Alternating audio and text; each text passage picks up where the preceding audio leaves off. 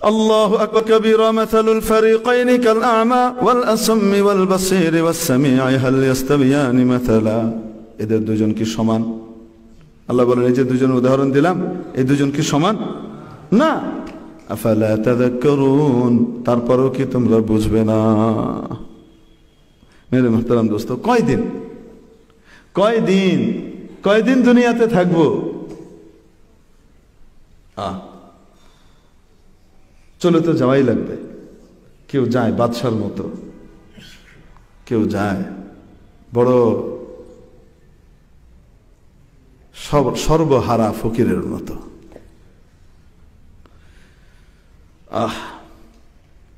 বাংলাদেশের একজন দরদি আলেম যিনি বাংলাদেশের উম্মতের জন্য পিতৃতুল্য ছিলেন, কোন সময় কোন বাতিলের সাথে আপোষ করেন নাই, দুনিয়াতে কোনো সম্পদও গড়েন নাই, সব সুযোগ থাকা সত্ত্বেও সম্পদ গড়েন নাই। 2013-তে একবার ডিজিএফআই এর অফিসে দাওয়াত করা হলো, ডিজি সাহেবের সাথে দেখা করার জন্য আমাদের উলামা ইকরামের কিছু মানুষকে দাওয়াত করল। হযরত আল্লামা নূর হোসেন কাসমি রহমতুল্লাহ আলাই, উনি তাদের মৌলিয়েছিল এই হুজুরকে থামাইতে পারলেই সব থেমে যাবে। তো সাথে অনেকে ছিলেন, আমার মতো গাধাও ছিল। তো ভিতরে যাওয়ার পরে আমাদেরকে যে রুই মাছের টুকরো দেওয়া হয়েছে, আমি জীবনে এত বড় রুই মাছের টুকরো দেখি নাই। এত বড় বড় প্লেট, আর রুই মাছের যে একটা টুকরা দেওয়া হয়েছে সেটা প্লেটের এই মাথা থেকে ওই মাথা পার হয়ে বেরিয়ে যাচ্ছে, জায়গা হচ্ছে না। এত বড় সাইজের প্লেটে এই মাথা থেকে ওই মাথা রুই মাছের টুকরা বেরিয়ে যাচ্ছে, জায়গা হচ্ছে না। খুব খাইয়ে দাইয়ে তারপরে অনুরোধ হলো যেন আমরা সামনের সমাবেশ না করি। একটা সমাবেশের ছিল, এটা 5ই মে না, অন্য একটা সমাবেশের না করি। এক আল্লামা নূর হোসেন কাসমি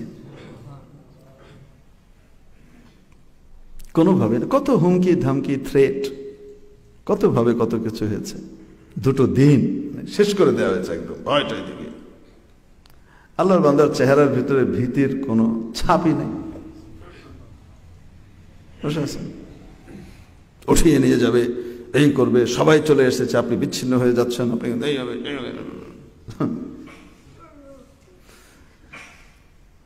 যেদিন স্বীকৃতির ঘোষণা আসলো সংসদে, সেই ঘোষণার পর কারো কারো ইচ্ছা ছিল একটা অভিনন্দন বার্তা সাংবাদিক সম্মেলন করে একটা শুকরিয়া জানালো।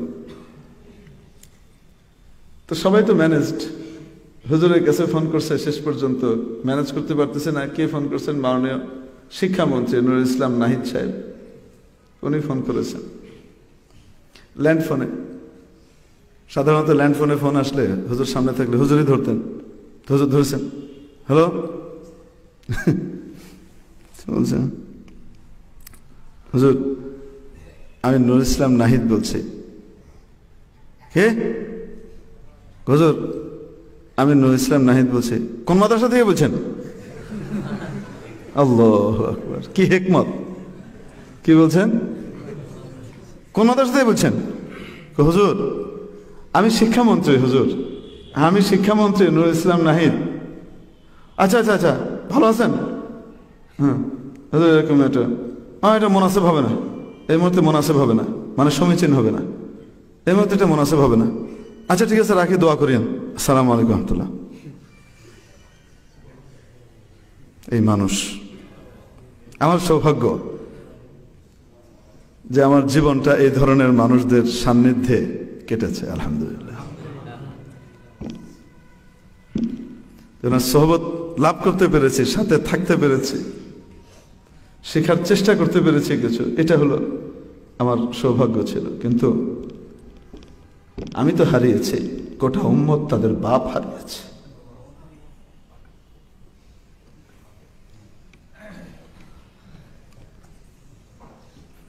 বাংলার জনগণ কি হারিয়েছে কল্পনা করতে পারবে না। হযরত ইমাম আহমদ ইবনে হাম্বল রহমতুল্লাহ আলাইহি যখন নাকি সরকার বিরোধী ফতোয়া দেওয়ার কারণে খালকে কোরআনের মাসলায় সরকারি মাওলানারা একটা ফতোয়া রেডি করে দিয়েছিল, যে মাসালাটা খালকে কোরআনের ছিল। আহমদ ইবনে হাম্বল রহমতুল্লাহ আলাইহি এটার বিরুদ্ধে ব্যর্থহীনভাবে ফতোয়া দিয়েছেন। আদালতে ওনাকে উঠানো হয়েছে রাষ্ট্রদ্রোহের অপরাধে। বিচারক তল্পিবাহী হয়ে ওনার বিরুদ্ধে সাজা ঘোষণা করেছে, প্রকাশ্য দিবালোকে রাস্তার মধ্যে বেত্রাঘাত করা হবে। কাপড় খুলে, ওনার শরীরের কাপড় খুলে চামড়ার চাবুক দিয়ে 100টা দৌড়া মারা হয়েছে, যেটা একজন ব্যভিচারীর শাস্তি, এটা দেয়া হয়েছে।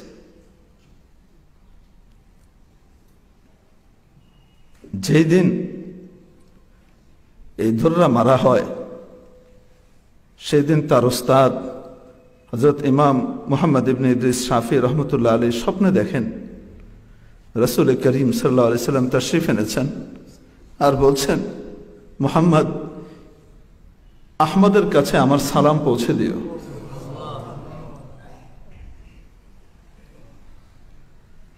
উনি তখনও জানেন না কি ঘটনা ঘটেছে। আহমদের কাছে আমার সালাম পৌঁছে দিও এবং বলো, হকের উপরে দৃঢ় থাকার কারণে আমি তার উপরে খুশি। হযরত ইমাম মুহাম্মদ ইবনে ইদ্রিস শাফি রহমতুল্লাহ আলাইহি বার্তাবাহককে বলে দিলেন, যাও যাও, গিয়ে এই সংবাদটা আমার শাগরিদ ইমাম আহমদকে দিবা, আর দিয়ে বলবা যেন তার গায়ের জামাটা সে তোমাকে দিয়ে দেয় আমার কাছে পৌঁছানোর জন্য। হযরত ইমাম আহমদ রহমতুল্লাহ আলাইহি ওস্তাদের আদেশ অনুযায়ী গায়ের জামা খুলে দিয়ে দিয়েছিলেন। ইমাম মুহাম্মদ ইবনে ইদ্রিস শাফি রহমতুল্লাহ আলাইহি জামা পানিতে ভিজিয়ে প্রত্যেক দিন ওই পানি পান করতেন। এমন এক ব্যক্তির জামা যেই ব্যক্তির কাছে নবীজি সালাম পাঠায়।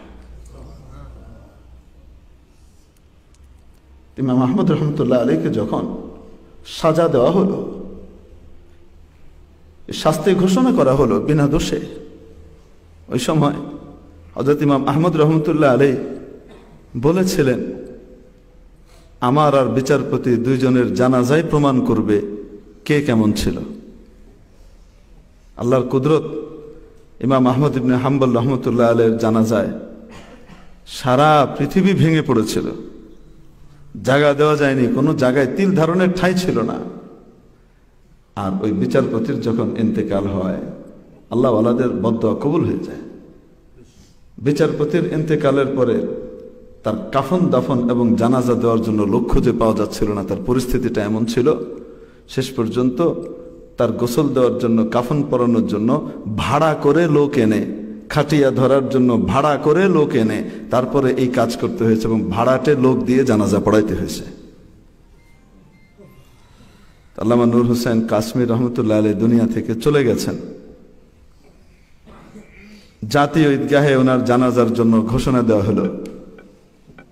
যথাযথ প্রক্রিয়ায় চেষ্টা তদবির করা হলো, যেখানে যেখানে যাওয়ার, যেখানে যেখানে করার। পোড়া কপাল, জাতীয় ঈদগাহে নামাজের অনুমতি দেয়া হলো না।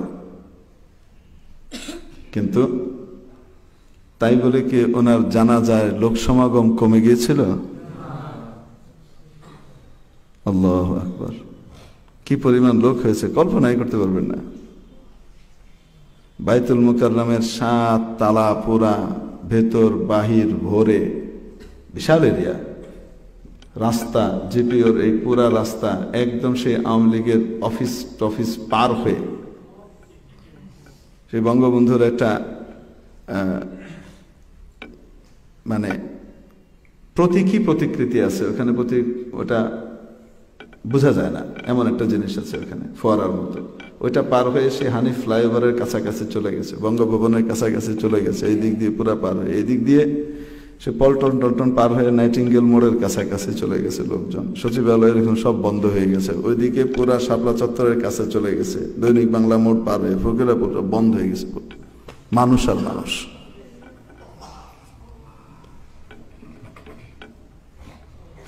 তো জানাজার ঢল নামলো, মানুষের ঢল নামলো, কে নামিয়েছে?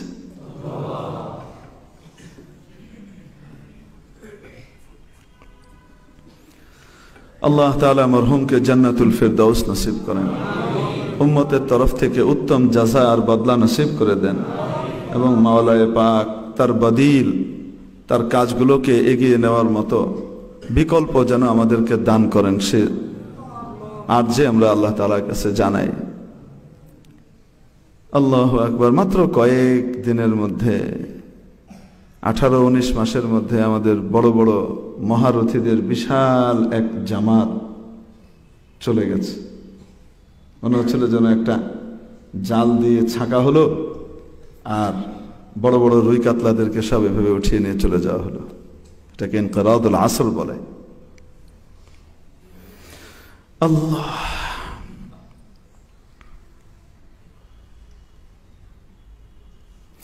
এই জন্য মরহুমের জন্য একটু আমরা দোয়া করি।